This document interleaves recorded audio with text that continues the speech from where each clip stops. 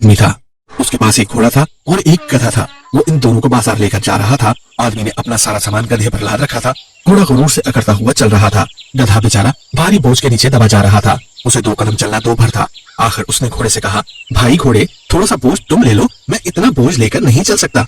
घोड़े ने मुंह फेर कर जवाब दिया, मैं क्यों ले लूं, मुझे तेरी और तेरे बोझ की क्या परवाह। खबरदार जो फिर कभी मुझसे बोझ बांटने को कहा। गधा खामोश हो गया। अब वो थोड़ी ही दूर गए थे कि गधा थक कर गिर पड़ा। ये देखकर मालिक ने गधे का सारा बोझ उतारकर घोड़े की पीठ पर लाद दिया। अब घोड़े को गुरूर की हकीकत मालूम हुई। उसने बहुत हाथ पांव मारे मगर मालिक के डंडों के आगे एक न चली।